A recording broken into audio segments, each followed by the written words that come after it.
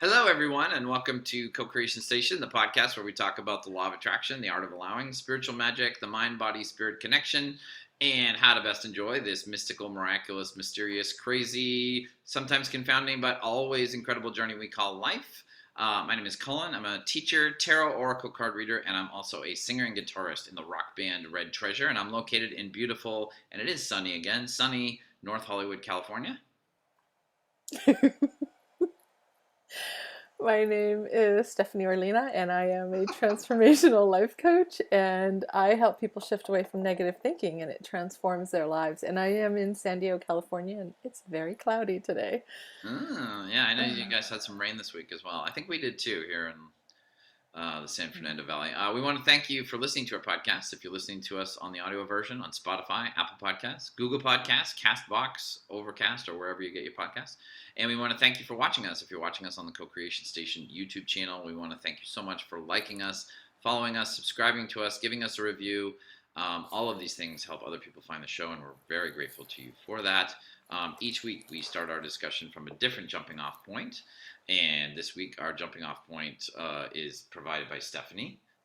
The reason why I was laughing is because before we pushed record, I'm like, Collin, I want to talk about, and you're like, wait a minute, and then I see the little button going, Because I've done recording. this long enough, like, even your intro is going to be, like, part of this. It's like, we're going to have to repeat that once we start the podcast. No, that was really good. You just threw me. I didn't expect that. I'm like, oh, wait, what?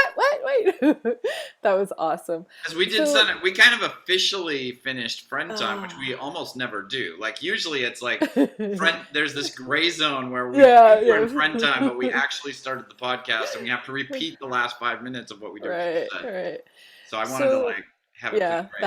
that was sweet. Right, good on you. So I want to talk about how we work against ourselves by being logical. Ooh. Okay. I can't relate to that. I know, right? I was gonna like, oh, this is weird. Colin's gonna have to dig deep for this one. And how speaking against. Sorry. And how I'm glad that landed with you. And how speaking against what we want and how that doesn't serve us. Yeah. And we do that all the time. Oh, and then I put, and the only one who needs to believe in whatever it is ourselves. That is the key to manifesting.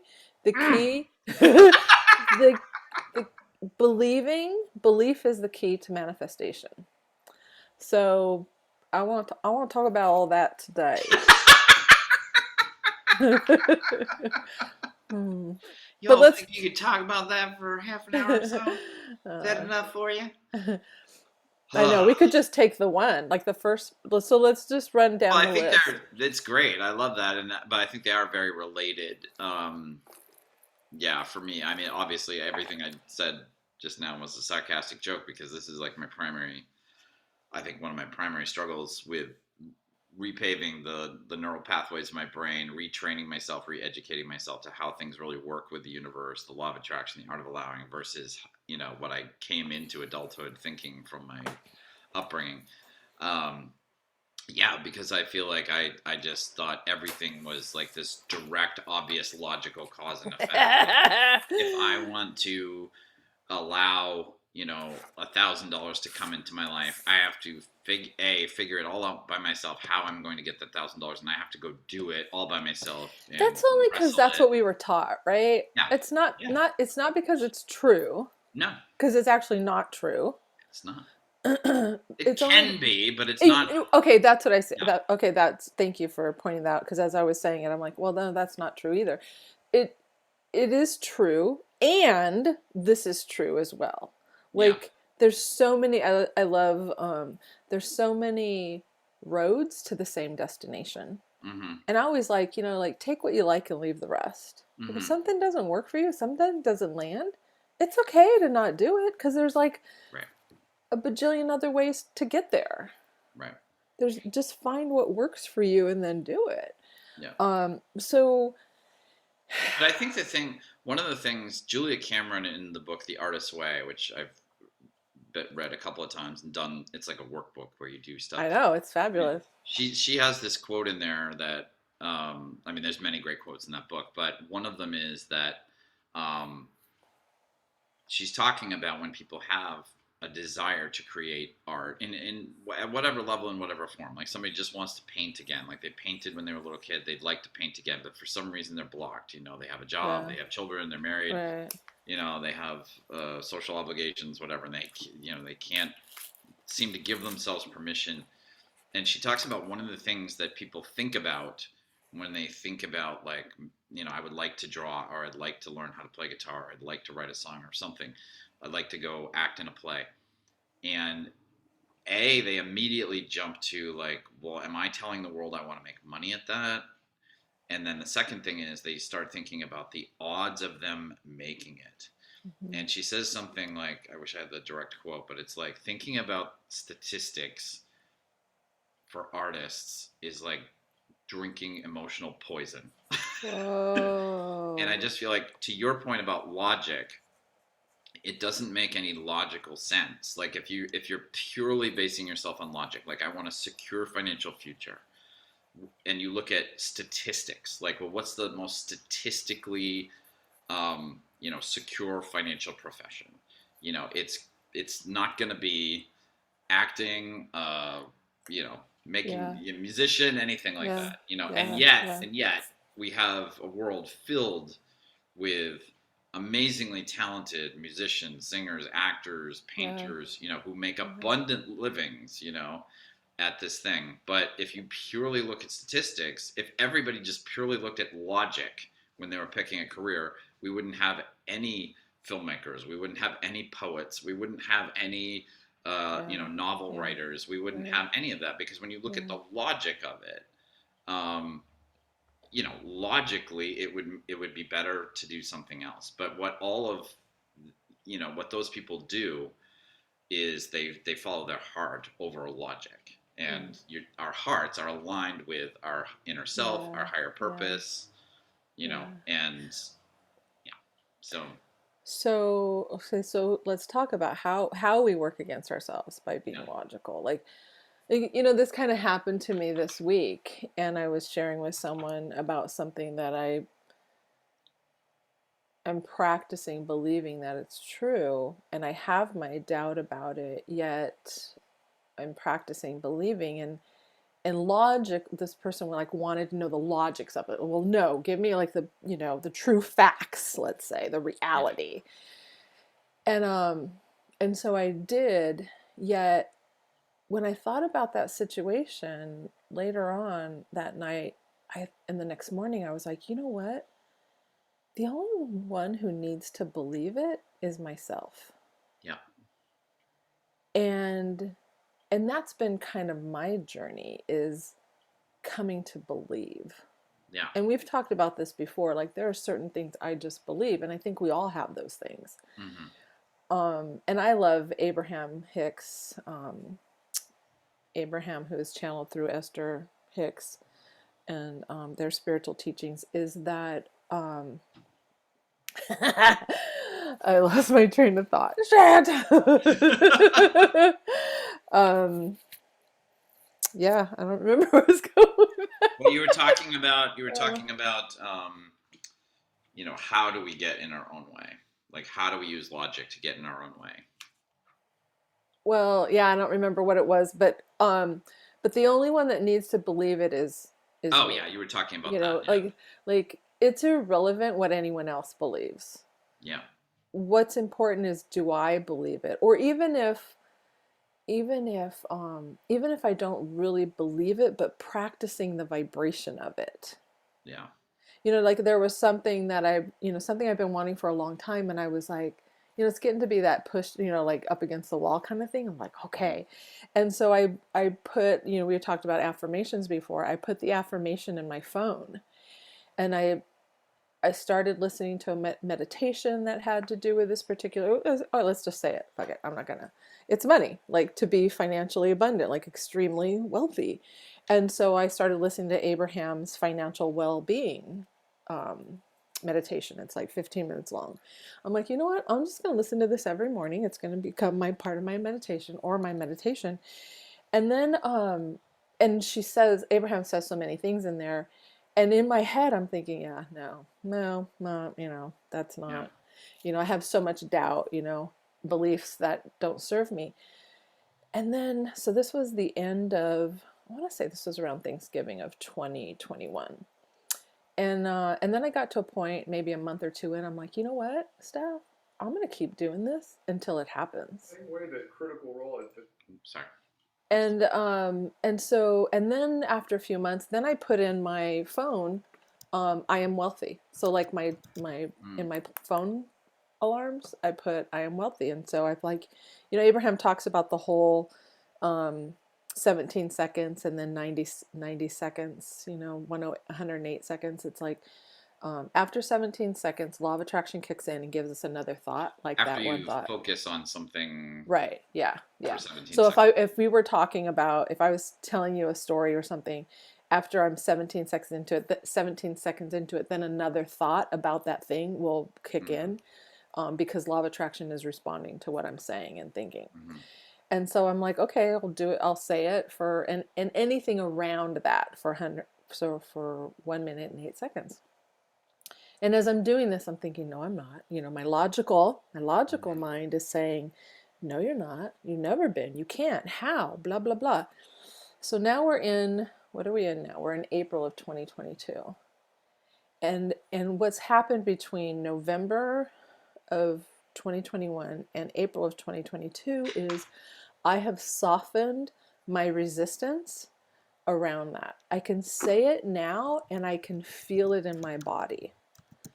And so that is practicing the vibration. So I've been practicing vibration of it. And what it's done is it's softened my doubt, worry, fear, my how. And so the logical, right? The logical part is like, well, how? And now I'm like, I don't know how. Like God's going to show me how. I don't know how. I mean, there's so many things that have happened that none of us have known how, or even if it was possible. And yet It's weird though. One thing I'd like to hear your take on is, so why maybe it's not important, but I'm fascinated by this. Because I feel like where I get tripped up is one of the places where it's evident that I'm getting tripped up is like when I tell somebody I want to do something, I intend to do something that is fun or maybe people feel like it's hard to do, whatever. And somebody else says, well, how are you going to do that? So I feel like we pressure each other into logic, a lot of times. Like we pressure, like a lot of people. But she's doing it, she, that person, is doing it to themselves, and then they're doing it to someone else. Like however The person asking how, you're saying, is exactly. Like it originates within. Yeah. So not only you're saying we do it to each other, but first we do it to ourselves, and then we do it to others. Yeah. Like someone is, I remember that thing of like, oh my God, that person's so mean. How could they act? And then I'm like, oh, pray for them. Like, oh my God, bless them. Because if they're outwardly that mean to someone, what are they doing? They're with themselves 24/7. Like, what are they thinking and how are they feeling and behaving toward themselves? Because I can't be loving to myself and then mean to someone. They're just two different things. And so when someone, and obviously they're hurting, like that's the other thing that I know too, is like when someone's like angry or outwardly, like they're hurting, like underneath, what does they say, underneath fear, when someone's angry, underneath that is like pain. So I just wonder like why, because I feel like some people would defend themselves, like the person asking, well, how are you, like what do you want to do? Well, I want to be, I'm gonna move to LA and I want to be an actor. And they're like, well, how are you gonna make it? I feel like that person would sometimes defends themselves. The person asking how says, "Well, I'm just trying to help this person. Like, I'm not sure they know what they're getting into. Like, I want them to. Right. Yeah. I love my friend. I want them to be Right. successful. Like, I don't want them to do something Yeah. self-destructive. Like, maybe they Yeah. don't. Yeah. I hear what you're You know saying. what I There's good intentions with that how. mean? Mm-hmm. Um, but it all goes back to, I remember hearing Abraham say that Jerry Hicks, which is Esther's husband, Mm-hmm. who was a big component of bringing Abraham's teachings Yeah. to, the world. Basically, it didn't start off that way. It's just a handful of business people that they shared it with because it was so bizarre, her channeling, like Yeah. what. Said, he was in business, and he would try to help others who were trying to do this business to become wealthy. And so he would teach people how to do it. He would teach them what he had learned and worked so well for him, because he went literally from 6 figures to 7 figures of annual income. And he said, I was able to help a couple people, but most people, they just couldn't. They just, for whatever reason. Yeah. But one of the things he would teach people, and I think he wrote a paper on it, I've tried to find it and I can't find it anywhere, is keep your ideas to yourself Mm-hmm. until they're really strongly rooted and planted within you. Like, your belief system is so strong Mm-hmm. that if you were to share it with someone, that their doubt, fear, how, whatever, wouldn't compromise how you feel about your dream. Yeah. And I really, that was the other thing, that because I think sometimes when I bring up a topic, I want to be validated, Mm-hmm. or I want people to agree with me, or what have you. And I realized, like, it's like, oh my God, Steph, like, everybody's coming with their own beliefs, Yeah. with their experiences, with their fears, with their worries and doubts, and their own, like, well, how, all of that. And I'm like, oh my God, like, how can you, like, if where you're at in your life and you're still struggling with this, you don't think other people are too? How are they going to help you? Like, I think that's one thing that trips people up a lot. I know it's tripped me up a lot. Is in the process of trying to form confidence in a vision or a dream, or something that somebody really wants to bring into the life or do or whatever, that they think might be really hard, or might involve a lot of struggle or whatever. I feel like we get tripped up on this thing of, like, that we're looking for an object, some sort of outside of ourselves but objective opinion, like people who want to be, I'm sorry to keep using this example, but it's been a huge part of my life, so it's a lot of my experience, but like, some people want to be actors, or people want to be musicians or whatever. mm-hmm. Like, and I've had this fantasy as a musician, like, I just wish, like, God would come down and tell me, like, am I talented enough to make it in the music industry? Because if he says Oh my yes, God. then I'm gonna go for it. If he says no, Collin, you've actually messed up. Wait a Um, minute. but no, hold on, let me finish. But because I just want to say, so I think a lot of people are going around looking for that kind of thing, and then if somebody else speaks with what feels like authority on that subject to them, and it could be anybody, it could be somebody in the music industry or the film industry, but also could be like their mom or their drama teacher from high school or just their best friend, and their fear is that that person saying, man, I think that might be really rough, I'm not sure you want to do that, or are you sure, how are you going to do that, like, that they mistake that as some sort of, oh, I'm just me, but my friend or my teacher or this person in the business, they have an objective view and they can see that I may not be good enough or whatever. And what we don't realize is there's no such thing as an objective reality that comes from one other person. Every person, no matter what their function is, or their experience or whatever, has their filter Yeah. of their Yeah. life. Yeah. Everything they say is based on what they've experienced. Yeah. And so you can talk to somebody and think that they have, like, the answer, Yeah. but, like, Yeah. the scary reality is we only ourselves have, you said this, like, we're the only ones that have our answers, and yet lots of people feel comfortable walking around and telling other people what Yeah. they think their answer ought to be. Yeah. Yeah. Yeah. And I think, there's so many things that I have put inside my vortex, my energetic vortex, I don't even remember all of Yeah. them. Like how it's like I don't think it's humanly possible to know them all. Yeah. And so how am I don't even know everything that's so good in there that's going to possibly happen throughout my life.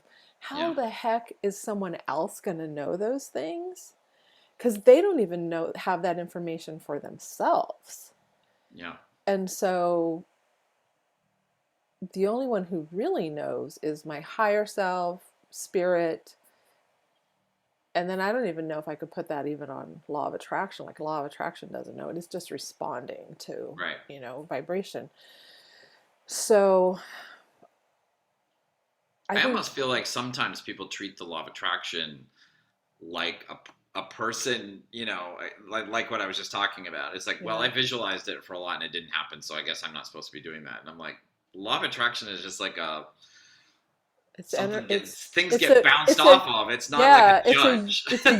right. It's, yeah. And if we characterize it as it, or, whatever, Yeah. it's, it's not deciding, it's just responding. Yeah, I think you really helped me see that in the course of this podcast, because early on you were very specific when I would confuse the art of allowing, which is sort of a set of things we can do to work with the law of attraction for the best, Right. with Right. the actual law of attraction. Because I think I was doing that in the beginning. I was saying, well, the law of attraction won't let you blah blah blah. The law of attraction will come Yeah. back at you with this. Yeah. And you would always be like, the law of attraction is just going to reflect back to you exactly whatever you're vibrating out. Like it doesn't go, well, gee, does Collin deserve this? Well, I guess Yeah. Yeah. It it's not a doesn't. person. It's like No. gravity. It's like you jump off Yeah. the building, you Exactly. fall. Yeah. Yeah. Yeah. It's not like, Yeah. well, should Collin fall? It's like, no. Yeah. Yeah. Yeah. Yeah. It's just responding. There was a great story I wanted to share from, and I was looking up the author here. Greg McKeown wrote this book called Essentialism, which I love when I read it. And he has he has a great story in the beginning of the book, which is like how he came to his field of writing books and kind of thinking about the working world and in a different way and everything. And he's like, one day he was in law school. I think he was in his second year of law school in England, and he was just really having a low moment. So he made a list of all the things that he really wanted to do in life, and without kind of like judging, he just was like blah, blah, blah, blah. And then he like read over the list and he was like, the thing that jumped up at him was that not anything that was on the list, but the fact that law school, which was his entire life at that point, it was consuming him. He had to stay up reading law books all night. He was in school all day, studying for exams all weekend. Law school was not on the list. Wow. And he realized that, very telling. I mean, he takes responsibility for him making the decisions, but he was like, so many people, as I was going up through school, talked me into the logic of being a lawyer. It's like there's job security. You have different options. You could you could teach in law school. You could be a lawyer. You could be a legal advisor to a company. Like there's people are always needing legal advice, so that And we just want to say that's okay. We also want to say that's okay for those of you who out there who have done it or thinking of doing or supporting other. That's okay. Yeah. No, like if you want to be a lawyer, that's cool. What he realized though was he never wanted to be a lawyer ever. But people just presented him with the logic so much, and he was so susceptible to logic, right? That he was like, I guess it just makes sense to go to law school. And his thing was, I never asked myself. I never made this list before. I never asked myself, what do I want to do? Oh, that's, and that's beautiful. When people, because I'm a musician who has also done work on the side very consistently throughout my music career. I've usually almost always had like a job that's not music while I've been a musician. People talk to me about that a lot, because a lot of people who want to be professional musicians, like they get a very limited side job and they devote a lot of their time to music. And they ask me like, how does that work? And, does that really work? And I'm like, I think the thing about it for me is that it allows me to not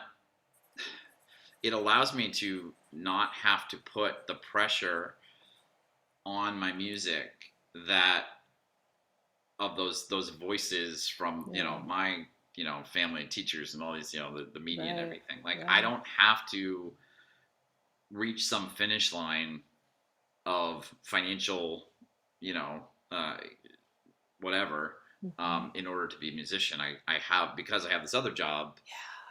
most of the time, Right.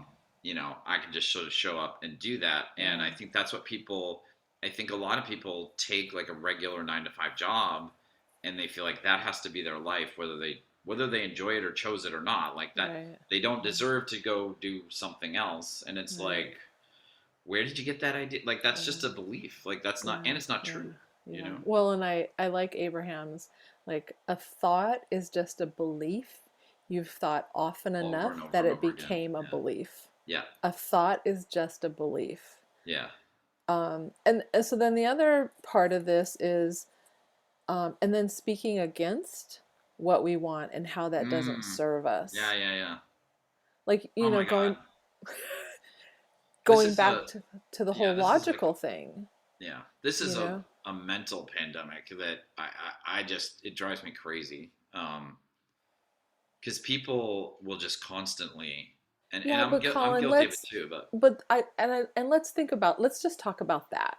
Like how you and yeah. I do that. How Yeah. I Yeah. do that to myself, how you because yeah, we can go off onto the weeds about what Yeah. others are doing, but I really Yeah. want to, like, how is it hurting me?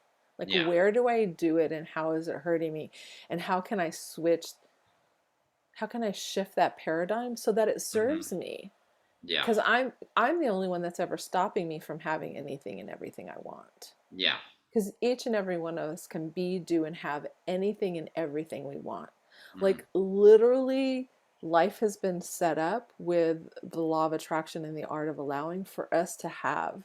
Like, going back to what you were saying, like desire really comes from my heart. Like, what is it that I Hmm. really want? I always feel like, I love saying, like, if that is what you want, like, God put that in your, how, whatever you spirit want, put it in your heart, like, you're Hmm. meant to have it. Like, it's okay. Hmm. If it's Yeah. something you really want, like, there's a way for you to be, do, or have it. Yeah. Like, I think that's beautiful. You don't, it's not that whether you have to be worthy or you have to work hard. No, we'll see how it's going to happen. But if that's what Yeah. you really want, you can be, do, or have it. Yeah.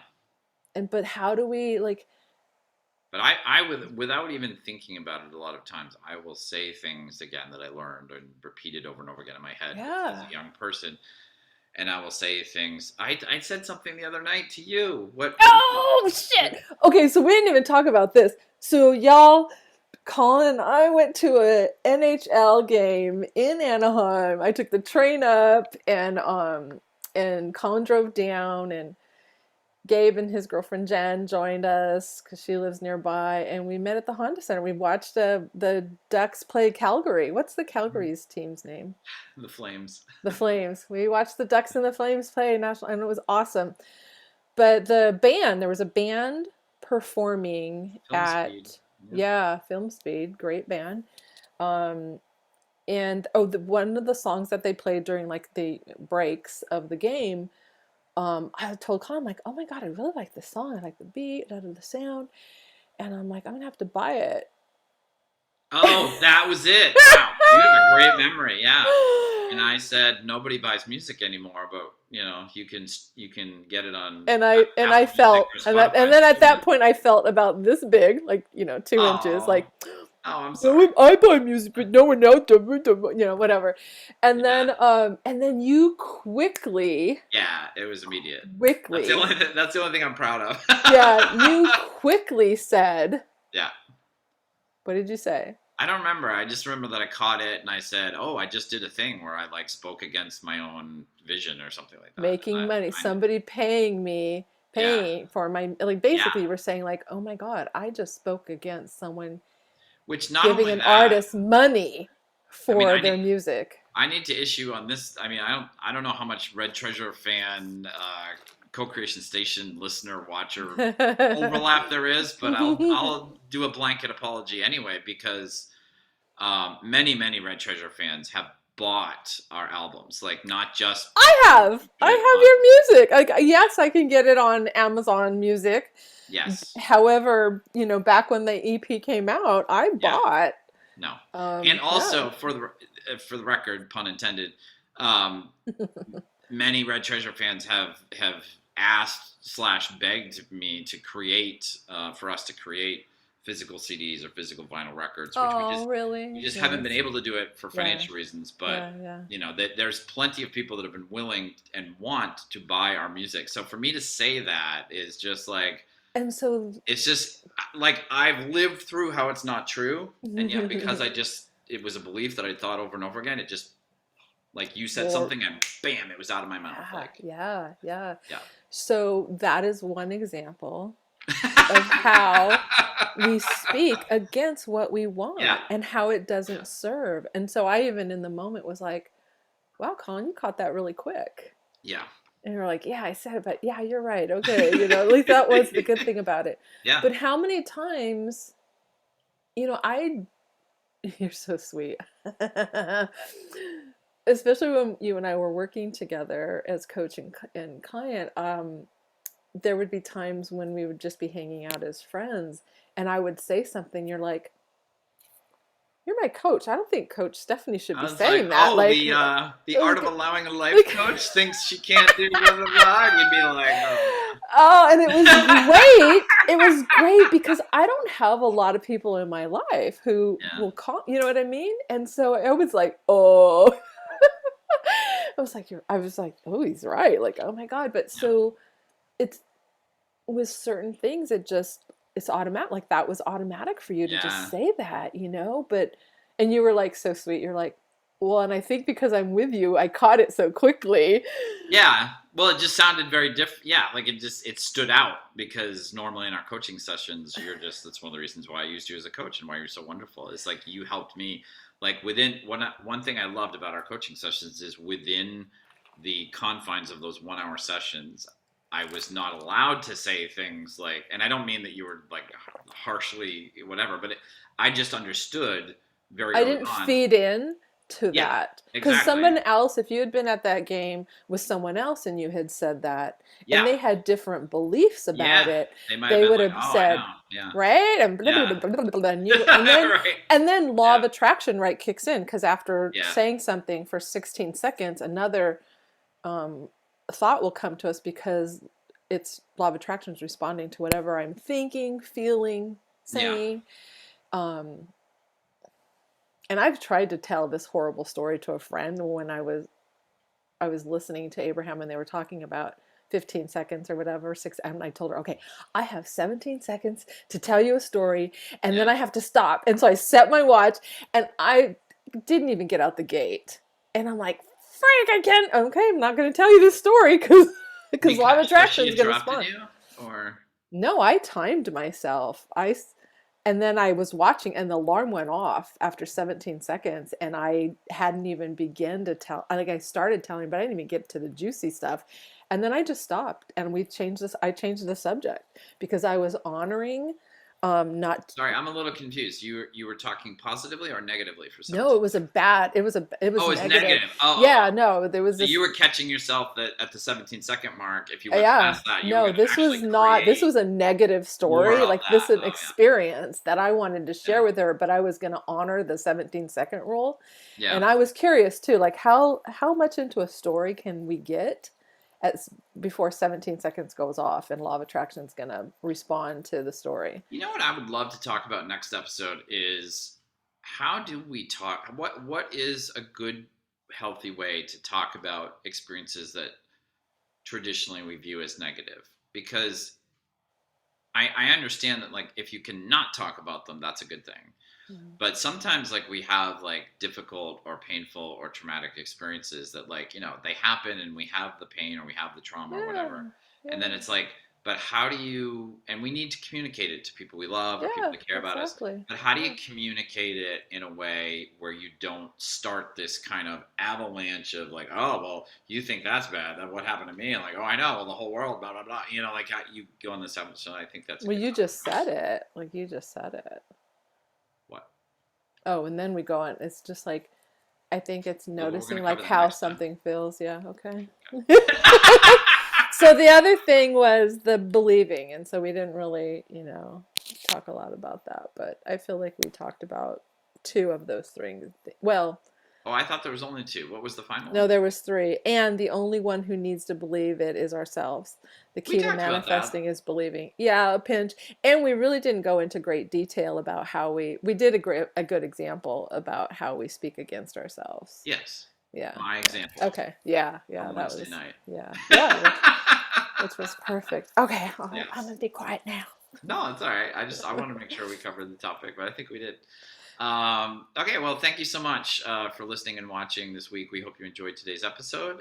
We want to thank you again for liking, following, subscribing to us, and giving us a review. All of these things help us reach other people, so we're really grateful to you for that. If people want to find you somewhere and get more information about you, Stephanie, where can they On do the so? fabulous web, powerinjoy.com, powerinjoy.com, and also on Instagram, same name. And you can always, as long as you're not listening to this 100 years in the future, but who knows? Maybe 100 years in the future, there's like an Android me that's also keeping my Instagram going. But in the 21st century, at least, my Instagram, which you can follow me on and write me a direct message, is at Collin_Daniels_Worster. Collin has 2 L's and Worster is Worster. Thank you so much for listening and watching. Once again, we wish all of you a happy, love-filled, abundance-filled week, and we will see you next time on the next episode of Co-Creation Station. Bye, everybody. Bye.